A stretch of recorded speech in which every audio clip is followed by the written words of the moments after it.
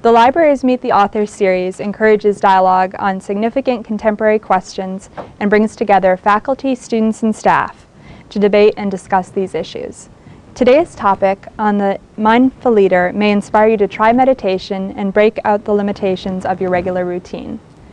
Over his 25-year business career, Michael Carroll has held executive positions with such companies as Shearson Lehman American Express, Simon & Schuster, and the Walt Disney Company.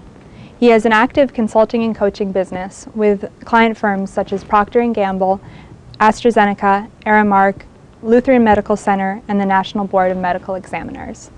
Michael has been studying Tibetan Buddhism since 1976, graduated from Buddhist seminary in 1982, and is an authorized teacher in the lineage of the Tibetan meditation master, Chögyam Trungpa. He has lectured at Wharton Business School, Columbia University, Swarthmore College, St. Mary's University, Kripalu, Cape Cod Institute, Zen Mountain Monastery, the Omega Institute, and today, Northeastern. He's the author of Awake at Work, 35 Practical Buddhist Principles for Discovering Clarity and Balance in the Midst of Work's Chaos, and his new book, The Mindful Leader, 10 Principles for Bringing Out the Best in Ourselves and Others. Please join me in welcoming Michael. It's a noble, Tim, for inviting me here. It's a real honor to be here. You've got a great school. It feels very good walking around, even snowing out. It feels very, very good walking around here. So thank you for having me here. Can you hear me back there? Not really. Okay. Can you hear me now? No. I've chosen not to use amplification. This is for recording, so I'll just speak up and so you can hear me. So we have about an hour, around an hour, so it's a short time. And what I'd like to do is first go through some of the distinguishing aspects of mindful leadership. Then I would like to, we'll actually do the meditation, the sitting meditation, and have some discussion about that. And then if there's some time, which I'm sure there will be, I'd like to just talk a little bit about where this practice is being applied in a variety of organizational settings, like the practice of law. It's being used in prison settings, medicine, classroom, et cetera, et cetera. So that's kind of the outline. What distinguishes this form of leadership, the actual practice of mindfulness, and then how it's being applied in a variety of settings.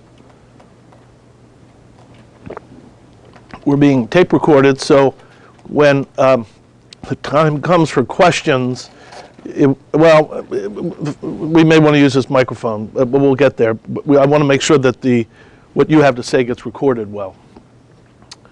So, what distinguishes mindful leadership? What are some of the distinguishing features? I think it's very important to say right up front that this approach to leadership, I'm not positioning it as some kind of chauvinism, that this is the way to do it. This is the correct way, and everybody ought to get on the mindful leadership train, so to speak.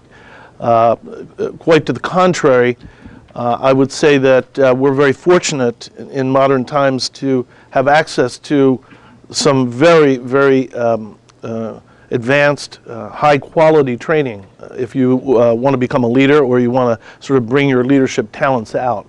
I'm sure that this school alone has several opportunities for training leaders and inspiring leaders. So by no means am I saying this is I got the goods, so to speak, and everybody ought to get on my side of the equation. But there are certain aspects of this approach to leadership that I am quite certain can be helpful.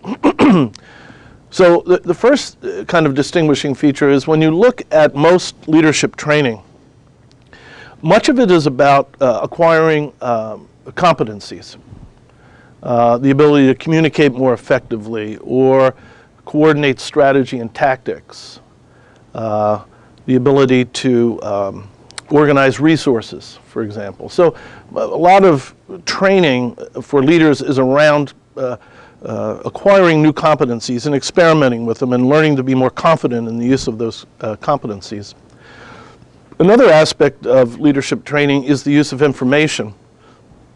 Now more than ever, leading organizations or groups of people, small teams. You have tremendous amount of robust information that can actually make knowing what to use, when to use it, what information you need, when to use it, is it good information, et cetera, is another kind of competency or an approach to leadership.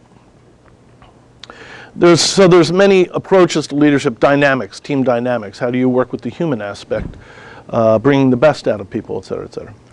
All good stuff. This, however, what mindful leadership is about is not so much about acquiring competencies or being able to use information more effectively, those kinds of things. What this type of leadership training is about is actually training the mind. How do we train our mind? We all bring certain things to the equation. PhDs, background, experience, resources, know-how. But there's one thing we all bring to the leadership challenge. Every one of us here is we bring our minds to the challenge. It's the fundamental tool in leadership.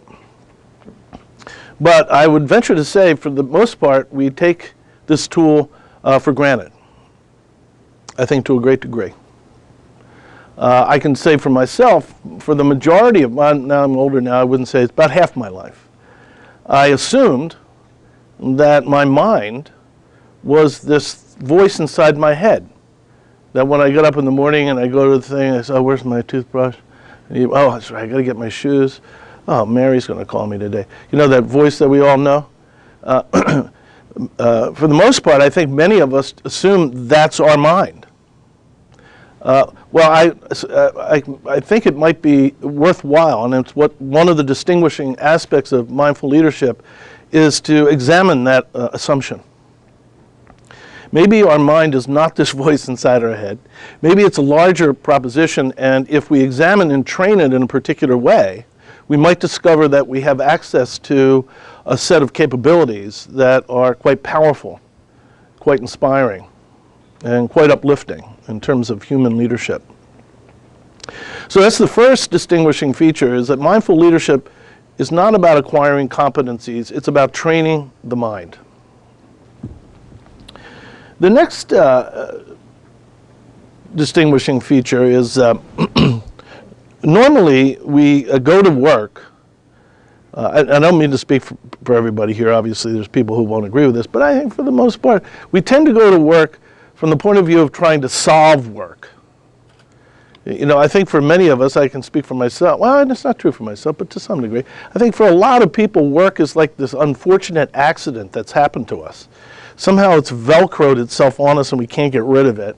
And if life were really the way it's supposed to be, we wouldn't have to work.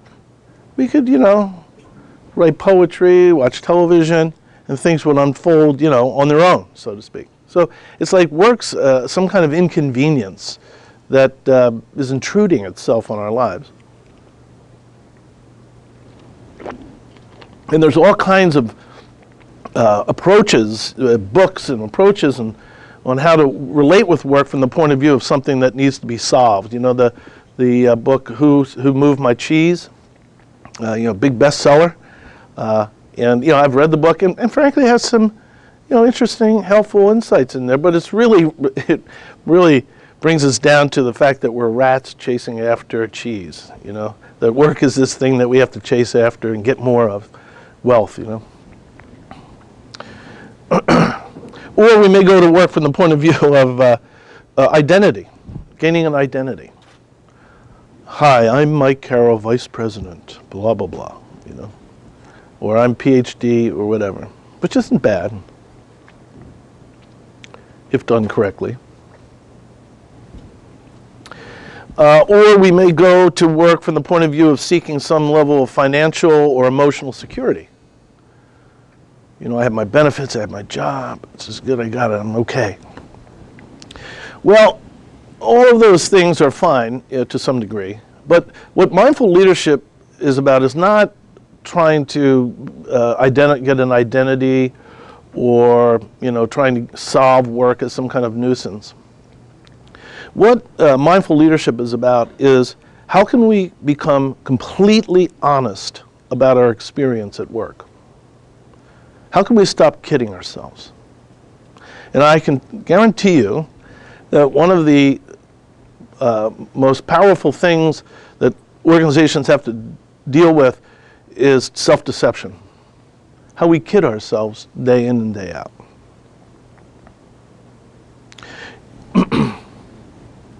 So, little things like at work it's really hard to be candid. You can't really tell your boss what you're really thinking. Let's not be honest. Let's sort of spin it a little bit. Maybe there's problems at work, but ixnay on the saying about it, Or, this most recent thing with having worked on Wall Street, I know about greed. I know about toxicity. I've been there. I've seen it. And to a great degree, it's no surprise how this gentleman at Merrill Lynch spent $1.2 million on adorning his office in the midst of this crisis that we're all in. But I have to tell you that in order for him to have done that, he had to be kidding himself. He had to be lying to himself. He had to have constructed a whole world of self-deception. So another fundamental distinction about mindful leadership is not that we're trying to solve work or fix it or get rid of it or make it behave itself. We're about how do we become completely honest about our experience. I do a lot of executive coaching, and I say this often. I do not coach for effectiveness. If you want to get that, there's plenty of people who are very good at that, and it's important. I coach for authenticity. Can you be authentic? Can you be an authentic human being in the workplace? That's a great challenge. And that's what mindful leadership is about. How can we do that? Have a basic comfort and ease with ourselves.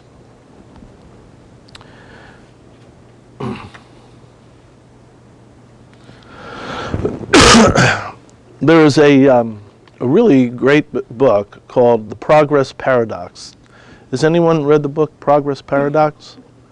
I very much love advertising it, especially when I get on video so other people see it. You should buy the book Progress Paradox.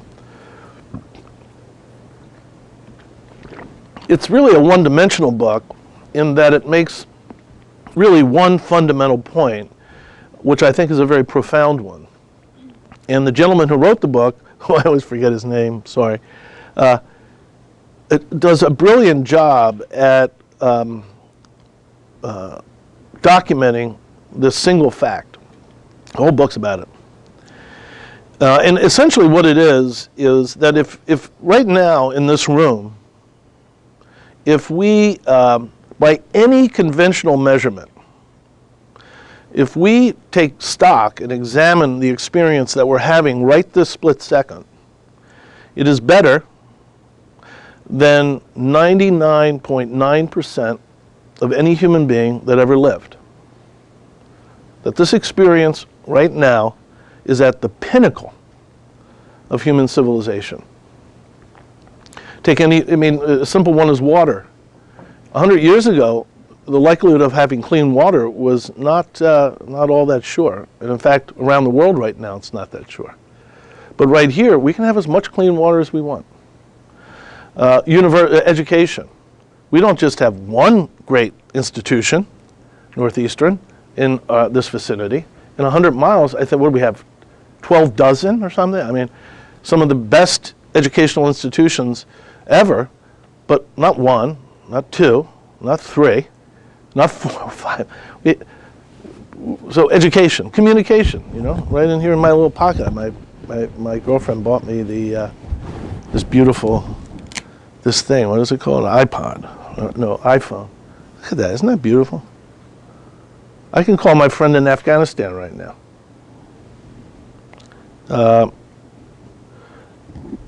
Cotton. How many people here have cotton on? Right? It's cotton. What are you talking about? 150 years ago, it was rare to have really nicely woven cotton. if someone was having a heart attack right now, probably within about 4-5 minutes, a hospital would back up, would drive here and back up, and highly trained medical personnel would come in here with the most sophisticated chemicals and tools to save your life. So we could go on and on and on, and he does in the book. It's fascinating.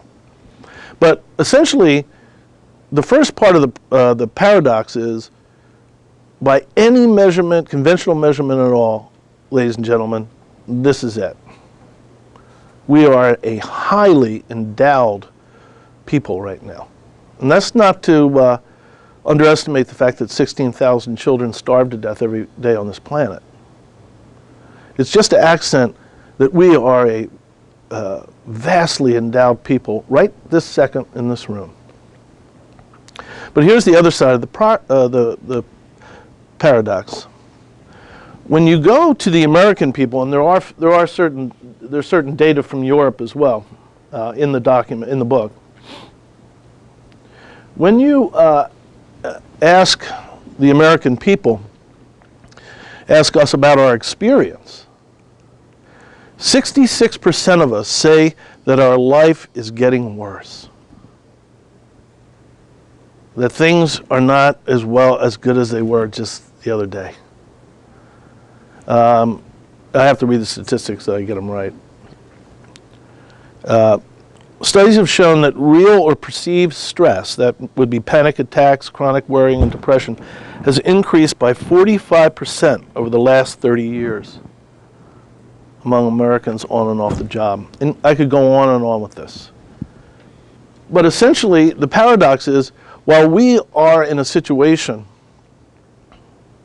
that is really profoundly endowed, we find ourselves becoming more and more depressed, more and more frightened by our lives.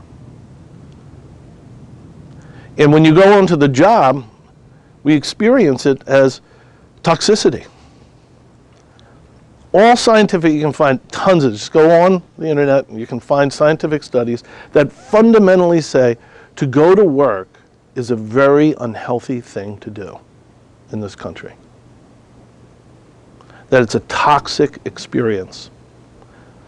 Anger, stress, rude behavior, we could go on and on.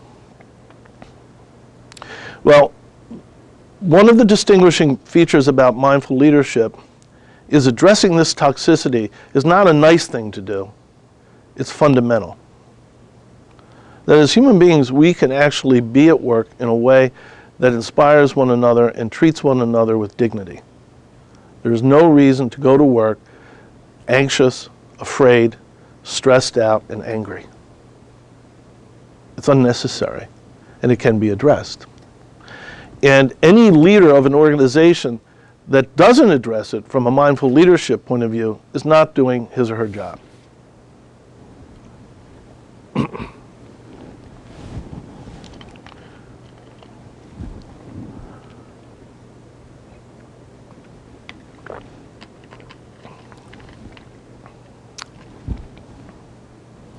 There's several ones. I'm trying to make sure we use our time right. There's a couple more. Let me do two more, and then we'll do the meditation. There's many distinguishing features to this approach. Tell a little story. I had to go get blood, or give blood, not get blood. I had to go get a test made for some blood taken. And I sat down with this nurse, and there were about maybe 20 people in the waiting room who were going to do the exact same thing. It was early in the morning, and she takes my blood out. And as I'm sitting with her there, I realized this is a very intimate experience, having one's blood taken by someone else. And I just was actually quite humbled or touched by this experience. And I said to her, boy, this is pretty intense. You take blood out of people and you're going to do this with 20 more people. It's pretty intimate. It's pretty intense. And she said, yes, it is very intense. But I like it that way because it makes the day go fast so I can get home. And that really broke my heart. Because this is a very human experience that I was having. And she was having too. But she actually saw her job as an intrusion into her life rather than an opportunity to express herself, to live her life. And what she was doing was very profound and very decent, very human. But she actually was rushing past it. And I understand she has children that she wants to be home with. God bless. I completely appreciate that. But this is an important aspect of mindful leadership. That work is not an intrusion. It's an invitation to live our lives. Work is not some kind of mess that's getting in our way. It's actually an invitation to be fully human and to contribute to our world. And fundamentally, from the mindful leader point of view, that invitation is fundamentally a spiritual issue. It's a spiritual issue. Spiritual in the sense that it's inviting the deepest aspect of who we are to express ourselves. It's not some just practical thing to get a paycheck. It's actually one of the most deepest invitations to express our humanity at work. And when you begin to address work as a spiritual opportunity rather than just a practical issue, it changes the equation quite a lot. And the possibilities are much different. You know, like for example, mistakes at work. Mistakes are a big problem at work. Like if you make a mistake, you're like, oh my God, here comes, I'm going to get a bunch of crap, you know. Nobody wants to make a mistake, and if somebody makes a mistake, it's somebody else, not me. I don't want to do the mistake. But if it's a spiritual journey, if work is looked at as a spiritual issue, mistakes become your best friend. It's how you learn. It's how you develop. And great innovative cultures like Google and things like that, mistakes are not, that's how you learn. They're invitations to examine what's going on, to get closer to the situation, to look at the process better.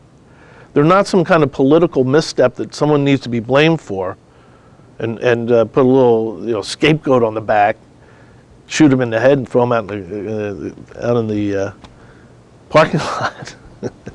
But that's what mistakes are like in most organizations. They're a big problem, ooh. But from a spiritual point of view, they become your friend, and you learn through them.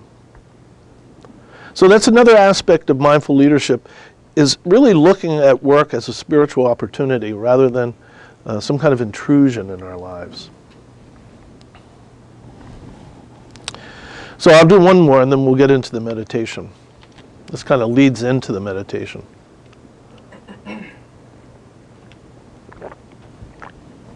So I had an assignment with a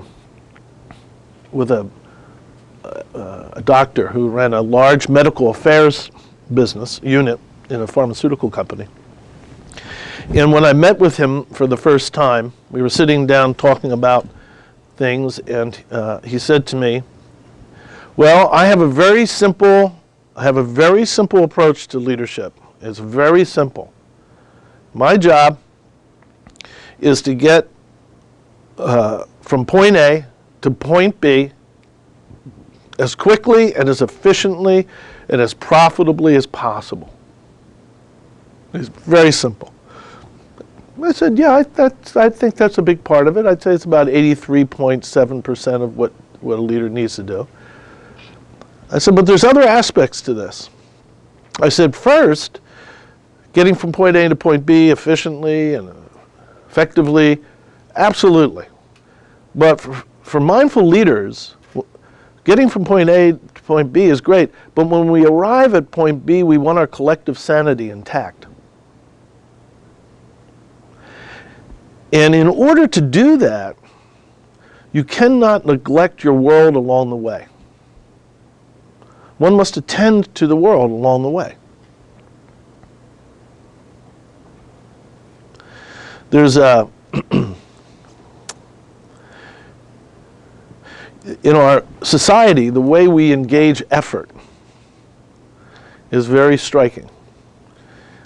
You may remember, well, I'll speak for myself. When I was in grade school, and I was in 6th grade, where did I want to be? I wanted to be in 8th grade, because all the cool people were in 8th grade. And then when I got to 8th grade, where did I want to be? High school, because being in grade school, that was for babies. High schoolers, they were cool. So then I became a freshman. Where do you want to be when you're a freshman? You want to be a senior, because the seniors are cool. Well, when you become a senior in high school, where do you want to be?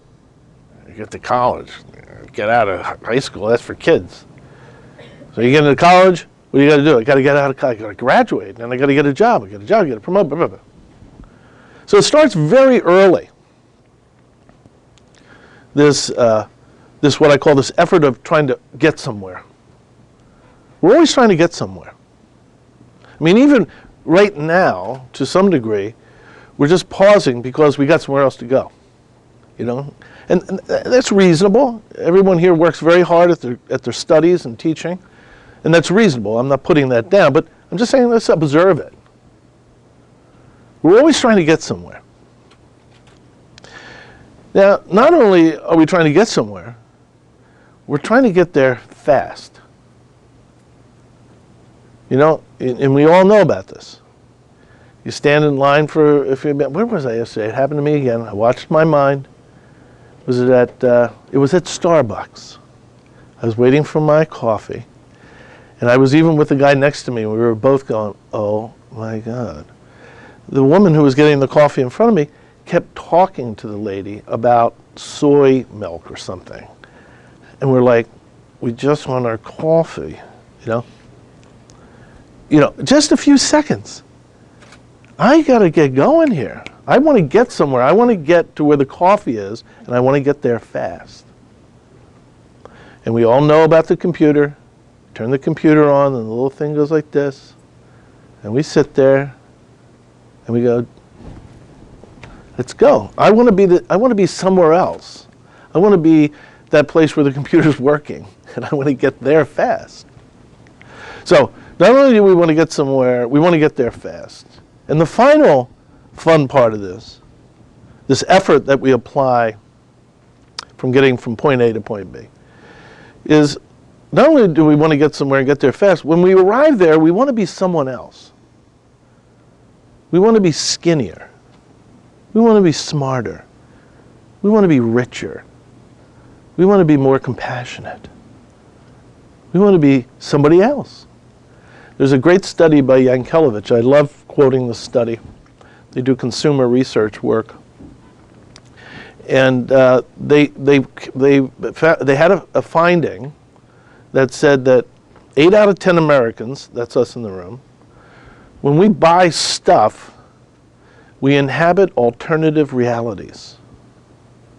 And this is a quote. And this is a major scientifically driven statistical finding that we inhabit alternative realities. The big question is, what does that mean? When we buy stuff, we pretend we're someone else. We pretend we're someone else. You know, like guys, when we buy cars, we pretend we're like race car drivers. So that's why there's like little stripes on the thing, you know, on the side of cars, and they have pipes that go brrr, because we imagine we're someone else. We're a race car driver. And they cataloged the top 10 things that Americans pretend they are when they buy stuff. And I'm sure the number one, I love the number one, particularly for people on the East Coast, particularly New Yorkers. But, you know, there's the whole catalog of, you know, rock star, fashion model, wealthy, CEO type, you know, wealthy guy or gal. But the number one thing that Americans pretend they are when they buy stuff is a cowboy. And it's fun to tell people on the East Coast, particularly New Yorkers, because they go, what? And it's almost, we forget that there's this huge thing called America on the west of here, you know what I mean? So if we examine our effort very carefully, we spend a lot of time. We have an impulse toward always trying to get somewhere, trying to get there fast, and when we arrive there, we want to be someone else. And there's no necessarily a problem with that, because many of you here are going for your degrees, becoming doctors or whatever, becoming managing music, and you get out and you're someone else. You've worked hard, you got there, and you're someone else. So it's not bad per se. However, there is a blind spot. There's a very profound blind spot that creates tremendous amount of suffering. And the blind spot is that in the effort of always trying to get somewhere, we forget how to simply be somewhere. Just simply be. And in the process of trying to become someone else, skinnier, smarter, faster, richer, better, we overlook how to simply be who we are. Very simple. These are muscles that we have not developed. We've permitted them to become flabby. The muscles of trying to get somewhere, boy, we got them down. Boom, let's go. The muscles of trying to become someone else, we've got that down. We got Botox, we got it. We're going to be better. But actually being here, right here in this room, right now, being completely who we are, and being at ease with who we are, that muscle has permitted to become flabby. And because of that, when we rush to get to point B in our lives, we neglect our world along the way. We arrive at point B with bosses who are angry, customers that are upset, families that have been neglected, et cetera, et cetera, et cetera. And it's not necessary. If we develop this basic muscle of being, just simply being. So the way you do that, or the way we do that in this form of leadership, is the practice of mindfulness meditation, where we just develop this effort of being, just being here. So we'll do that. How many people here meditate? Anybody? Wow, look, this is great. Mindfulness meditation? How many people do mindfulness meditation? Okay, good. All right, there's different types of meditation. So what we'll do is I will give the instruction in this meditation. And for those who have practiced before, this will be somewhat familiar. For those who haven't done this before, it'll be pretty straightforward. And I'll give this instruction and we'll sit for just 5 minutes, a very brief period. You can then, we'll have some discussion about the experience, and then we'll kind of wrap up on what mindfulness is and how it's being applied in a variety of settings, okay? The chairs that we're sitting on are not the best for this, but that's okay. We typically can sit on the floor, or you can sit in a chair. For those who are interested in sort of looking at pictures of this, you can go to my website, awakeatwork.net, and there's a section there that gives this instruction, shows pictures of the posture. Posture is very important. We may not get to the posture because of these chairs here, but I'll give you the instruction. So the first thing is sitting up straight. One does not lean back on the chair, so to speak. One sits up straight, and the key is, whether you're sitting down on a cushion or sitting in a chair, that the knees are lower than the crease of your hip. You see all these pictures of people sitting meditation like this, and their knees are up like this, and they're like, you can't sit like that. You're going to get a headache. You're going, oh, my back, because your back kicks out. When your knees are below your waist, you naturally sit up straight. It's very easy. So if you do on the cushion, I can move, right? Yeah, so for example, if you were sitting meditation here, sorry man, I'll be back. If you were sitting on the floor, sit like this. You have a little cushion. These knees are below the crease of my waist. If your knees are like this, you're going to kick out like that. If your knees are below, you can sit up straight very easily. You can sit like this for a long period of time. In fact, this posture is a yoga asana. This is actually a form of yoga. This posture is a yogic posture. The gentleman who first did this practice, or perfected the practice, is a guy named Siddhartha in India. And he was a yoga practitioner. So it's very simple, and it's designed so you can sit like this for long periods of time. So we sit like this, sit up straight. It's not tight, it's very relaxed. We normally have a little crease in the back of our neck. And in order to straighten the neck, you just tuck your chin in very slightly. If you'll watch me here, it's not this, it's this, watch. Very simple, very slightly. Then you have a straight back neck. The hands are placed flat down. Now, in the West, we go, well, what's the matter? You can put it this way, that way, that way. These are very subtle issues. So I would encourage you to, as I give you this instruction, other teachers do this. There's other mudras or hand gestures. This is called the earth pressing down mudra. There's a reason for it. So the eyes are open. And if you're in this posture, you're probably either seeing your neighbor's back or seeing the floor a few feet out. And the quality of the gaze is a soft, gentle gaze. It's not particularly focused on anything. The mouth is loose, it's not tight, so it might even be slightly open. And we just breathe naturally. So we'll do this for just a few minutes, just a few seconds, and there'll be one final instruction.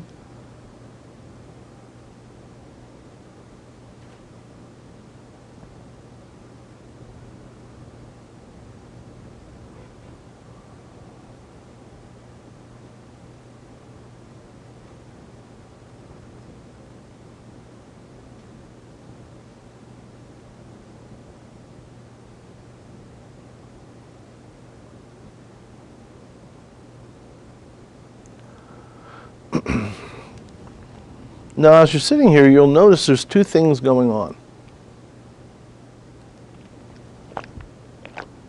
The first thing that's going on is a very simple and vivid relationship with your senses.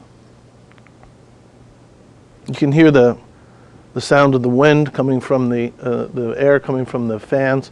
There's a humming. It goes higher and lower. You can see the colors of the floor. You can hear the door shut.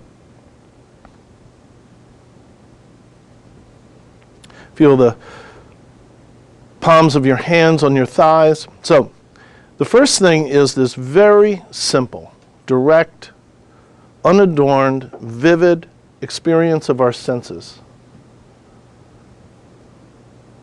The second thing you may notice that's going on is you're talking to yourself.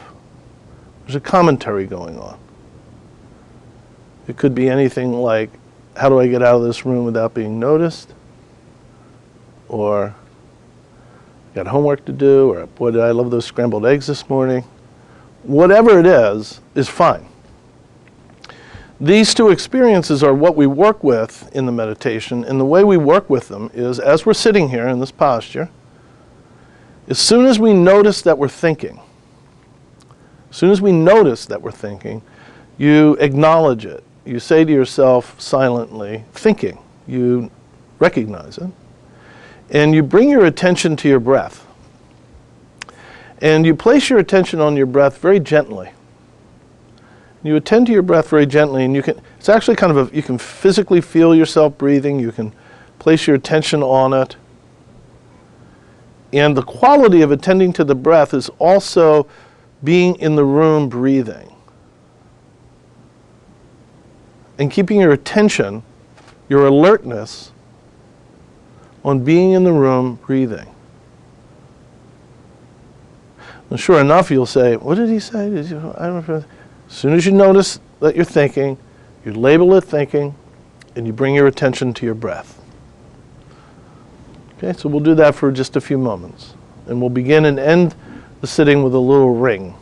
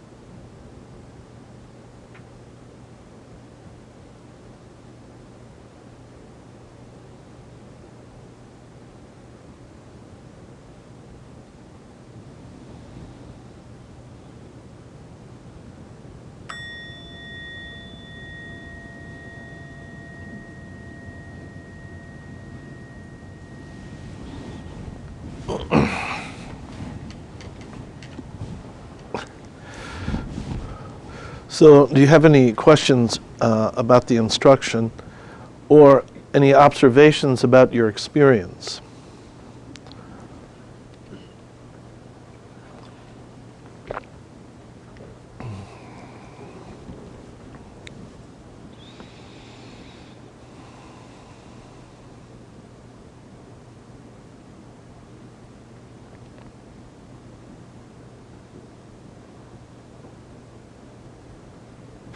Yeah.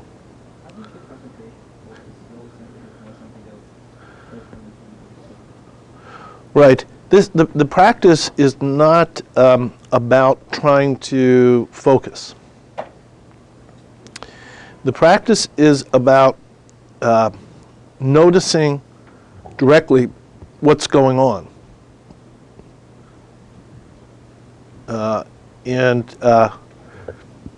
Typically, the mind that's trying to get somewhere is involved here, but that's not what we're exercising. The mind that's trying to get somewhere is saying, well, how do I get rid of these thoughts? How do I stay with my breath? You know, oh, am I doing this right? If I do it right, maybe I'll get somewhere. The issue is to actually follow the instruction, which is, as soon as you notice you're thinking, and bring your attention to your breath. Now, what you will notice, and this is where the honesty part comes in. This practice actually develops, and in the book I talk about, it develops natural talents. We are naturally endowed with certain talents. But one of the things, if you do this long enough, is you got to become really honest with yourself. One of the things you notice, this practice teaches many things, but one of the very first things it teaches is how profoundly out of touch we are with our lives. We are spending our time talking about our lives rather than actually living them. Rehearsing them inside our heads rather than actually being here. So you notice you're thinking, bring your attention to your breath, and you're in the room. Within almost a split second, you're back inside your head going, what was that? What's going on? Do I have to do this? Blah, blah, blah. So the very first part of this practice is just to notice what's going on rather than try to get somewhere. Where are we? We're sitting in a room, and I can't seem to stay here. I keep talking about my experience. Discovery number one. Any other observations or questions? Yeah.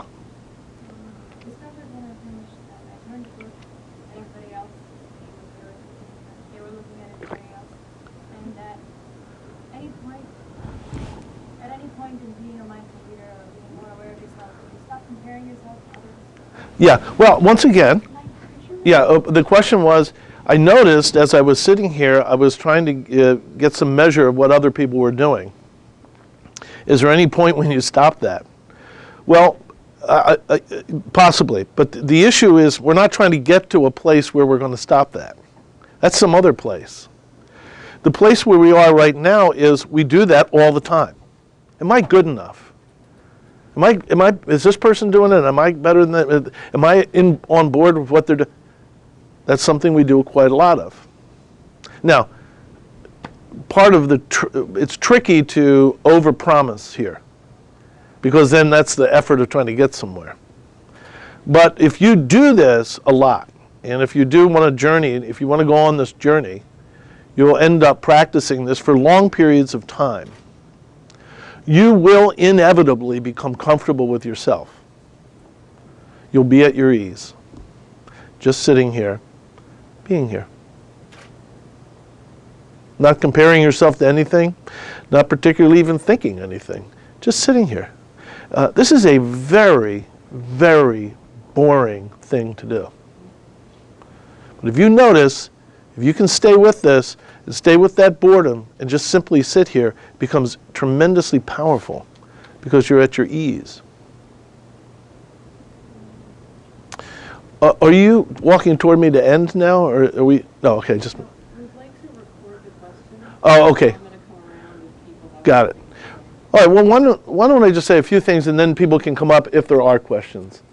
Real quickly, this is being applied in many settings. Harvard Law School runs an annual conference on the application of this to the law. And they have found that attorneys, to a great degree, are trapped in adversarial mindsets, trying to maximize the position of their clients, often to the unreasonable disadvantage of their opponent. And this level of aggression often creates all kinds of unseen problems. They've found that attorneys who can practice and do this are not trapped by adversarial mindsets. That's a natural outcome of this. That the mind is no longer somehow inflicted on us, that we're much more flexible, better negotiators, able to listen, less impressed with emotional tantrums.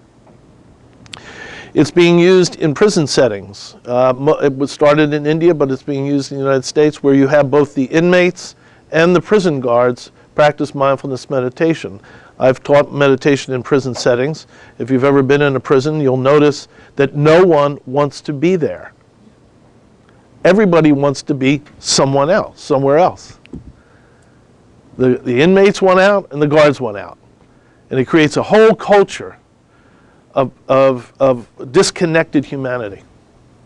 But if you're really in there, you're in this cell block, and we're just here.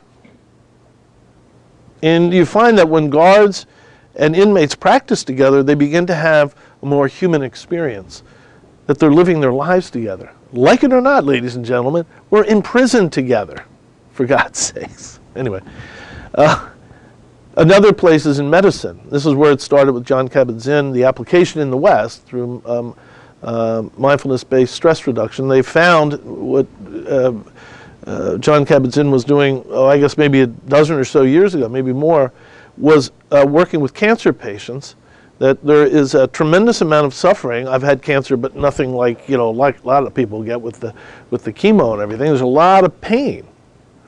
And what John found was that a great amount of that pain was coming from people's resistance to the pain, that we tend to amplify and over-exaggerate. And that by training the mind to be, you actually can let the pain have its place. And they found tremendous progress in bringing down the anxiety, bringing down the resistance to the chemo, and gave people a place to work with their minds in very difficult medical settings, medical problems. In the classroom, final one, and then we can have some discussion. MIT has been doing work in the classroom. This is an interesting fact. I don't have it written down, so I'm going to get it wrong. Sorry, but it's close. There's a thing called wait time, that they observe teachers when they ask a question to a student. This is K-12. I think it's K-8. Where you ask a question to a student, or you throw it out, and the teacher typically provides 1.8 seconds of wait time before she jumps in, or he jumps in. So I would go, what's 2 plus 2? Okay, Mary, what's 2 plus 2? All right, well, no, let me help. 4. Good one. But there's no space. What they have found is that if you take that 1.8 seconds and move it to 3.3, the ability for the student to respond and work with the situation and get the right answer and have a good dialogue changes radically. So what's 2 plus 2? So you answer quickly, but watch, don't answer. What's 2 plus 2? But there's a gap. There's a gap. Most of us are afraid of space. If I just go,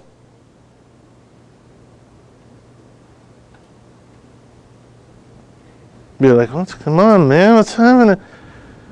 But they found that teachers and students who practice mindfulness are not anxious about that space. And that space creates an opportunity to learn, dialogue, and has shown accelerated learning. So there's all this work being done now in the application of this practice in a variety of non-spiritual or non-religious settings that are really having some very positive impact. And where I work is in organizational settings and with leaders. So we can have some discussion. If people have questions, please.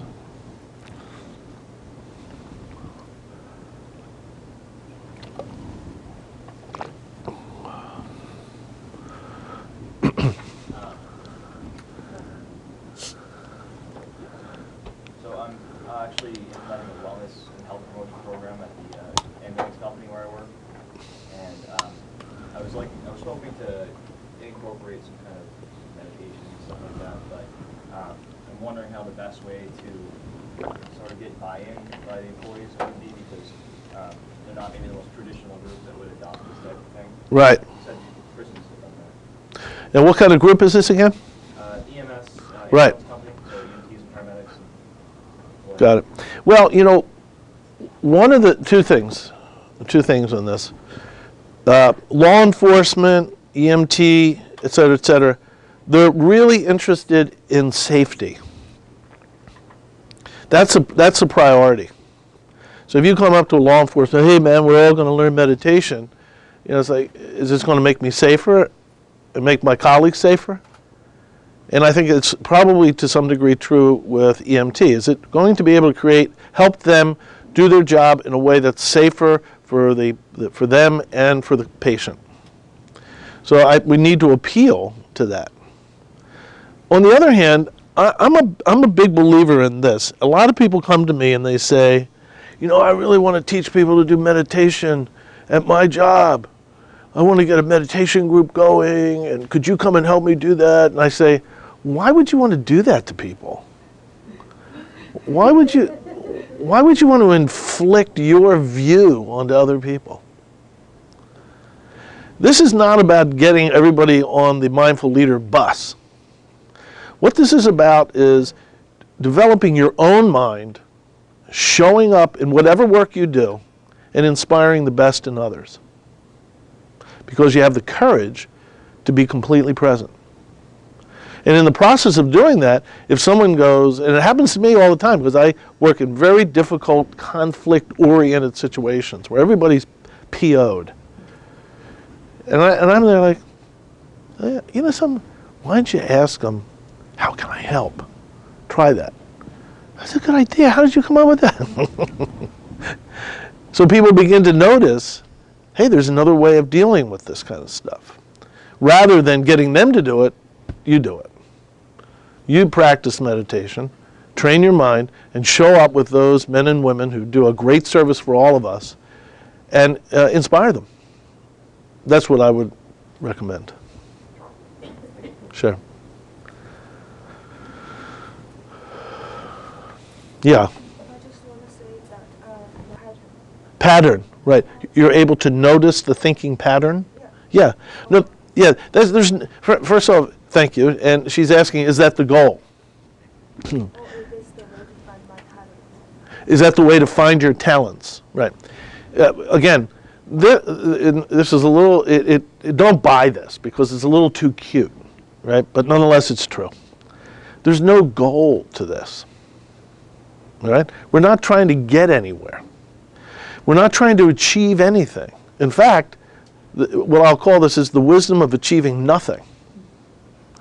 And what we do is if we sit here long enough, we don't achieve anything. What we begin to notice is that we're expressing something. We're expressing something that we have not noticed. For example, whenever you touch a thought or a feeling that comes up and you label it thinking, and then you bring your attention to your breath, you actually have to let go. Normally, we don't let go what's going on in here. We just, I pay my check. I don't like Billy. Billy doesn't like me. We don't let go. But we're letting go. That muscle of letting go is very powerful. We have not used it. But if you let go, in out here, when you say to me, I don't like you, and I let go of my anger, I actually express courage. Courage. I didn't achieve courage. I expressed it. It's my nature. to be brave. It's my nature to be kind. And all we have to do is express it. We don't have to achieve it. You can't achieve it. All you can do is express it. So we're not achieving any goal, per se. We're just relaxing back gently into our own nature and expressing these natural talents that we have. So your philosophy is we already have what we need. That's correct. There's a fundamental discovery when you do this practice that we are endowed with natural leadership talents that bring the best out of each other. And if you try to achieve them, you won't achieve them. If you relax and just rest back into your nature, you will find that we are gentle, wise, sharp, confident, humble beings that can have tremendous impact and inspire the best in each other. But if you stay inside here and try to strategize your life, talking to yourself all the time, you end up speeding past your life and neglecting the very things that need our care. Did you have a question, my friend? I just wanted to comment on the fact that I think it's we all have a natural ability to meditate anyway. For example, when we're in a lot of pain, like I dislocated my patella last year, and I automatically just started breathing, and that's all. Myself for the moment, but I didn't realize that was what I was doing. So I think when we're in a lot of pain, we just naturally meditate. Yeah, I think there are certain experiences that occur that reveal that our nature is present. And by the way, we're already present. We're just not noticing it. So there are experiences like falling in love, smelling a flower, breaking your arm, seeing a handsome man smile, that bring you to the present moment. The issue of this meditation, however, is this practice has been done for over 2,600 years. And a lot of people go, well, maybe I could can I do this meditation while I'm lying down? How about if I do this meditation while I'm lying down, eating pizza? The practice actually sitting in this particular asana with back straight and doing this particular thing is a very profound squeeze play on how we're kidding ourselves. Yeah, so I would not tend to substitute it with other types of I could do meditation while I'm listening to the radio or something. But I think your observation that we naturally come to the present moment and care for ourselves in this way, it's very natural. It's very natural. Anything else? Yeah.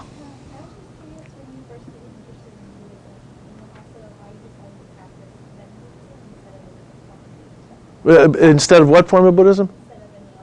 Yeah, well, sure. The question was, when did I become interested in Buddhism and why I chose this particular style or journey, so to speak? Well, I have my degree in theology. When I was your age, I was studying theology.